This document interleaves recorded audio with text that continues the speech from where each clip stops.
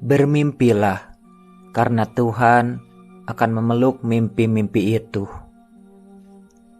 Berhenti bercita-cita adalah tragedi terbesar dalam hidup manusia.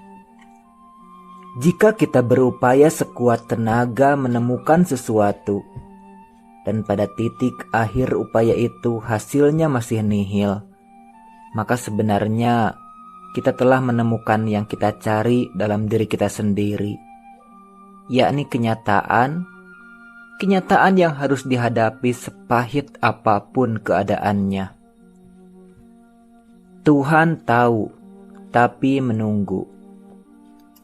Hiduplah untuk memberi yang sebanyak-banyaknya, bukan untuk menerima yang sebanyak-banyaknya. Beri aku sesuatu yang paling sulit, aku akan belajar. Orang cerdas berdiri dalam gelap, sehingga mereka bisa melihat sesuatu yang tak bisa dilihat orang lain. Mereka yang tidak dipahami oleh lingkungannya terperangkap dalam kegelapan itu. Orang yang tidak cerdas hidup di dalam terang. Sebuah senter menyiramkan sinar tepat di atas kepala mereka, dan pemikiran mereka hanya sampai batas-batas lingkaran cahaya senter itu. Pesimistik tidak lebih daripada sikap takabur mendahului nasib. Tertawalah, seisi dunia akan tertawa bersamamu. Jangan bersedih, karena kau hanya akan bersedih sendirian.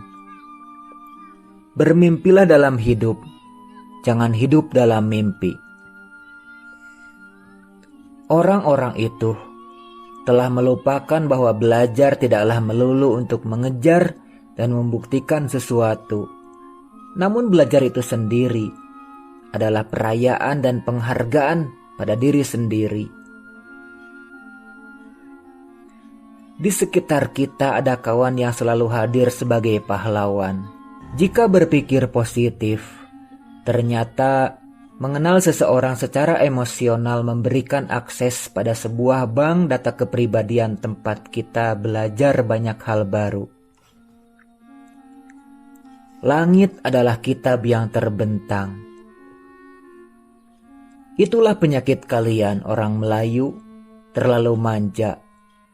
Banyak teori kiri kanan, ada sedikit harta, ada sedikit ilmu, sudah sibuk bersombong-sombong. Berbuat yang terbaik pada titik di mana aku berdiri, itulah sesungguhnya sikap yang realistis. Ajaibnya waktu, masa lalu yang menyakitkan lambat laun boleh berubah menjelma, menjadi nostalgia romantik yang tidak ingin dilupakan. Tanpa mimpi, orang seperti kita akan mati.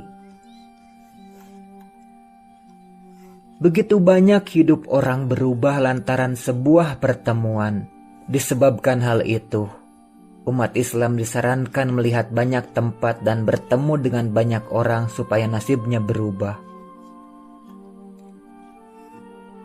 Ilmu demikian luas untuk disombongkan.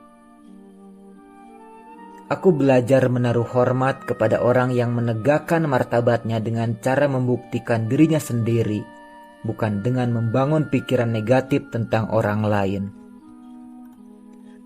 Sudah dikatakan padamu kawan, di negeri ini mengharapkan bahagia datang dari pemerintah agak sedikit riskan. Aku tak habis mengerti mengapa orang-orang gampang sekali ngata-ngatai pemerintah. Kalau bicara sekehendak hatinya saja. Apa mereka kira gampang mengelola negara, mengurusi ratusan juta manusia, yang semuanya tak bisa diatur? Kalau mereka sendiri yang disuruh mengurusi negara, tak akan becus juga.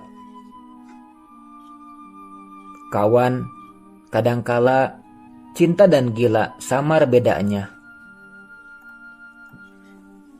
Namun ternyata, jika seseorang hanya memikirkan seseorang bertahun-tahun dan dari waktu ke waktu mengenai isi hatinya sendiri dengan cinta hanya untuk orang itu saja, Maka saat orang itu pergi, kehilangan menjelma menjadi sakit yang tak tertanggungkan, menggeletar sepanjang waktu.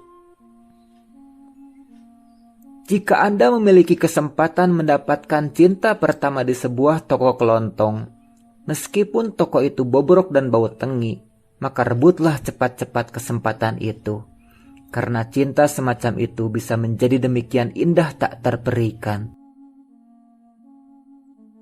Maka di negeri ini, para pemimpi adalah pemberani. Mereka kesatria di tanah nan tak peduli. Medali harus dikalungkan ke leher mereka. Tak ada yang dapat dicapai di dunia ini tanpa usaha yang rasional. Aku telah mengidap sakit gila nomor 16, yakni penyakit manusia yang membuat dunia sendiri dalam kepalanya, menciptakan masalah-masalahnya sendiri, terpuruk di dalamnya, lalu menyelesaikan masalah-masalah itu sambil tertawa-tawa juga sendirian.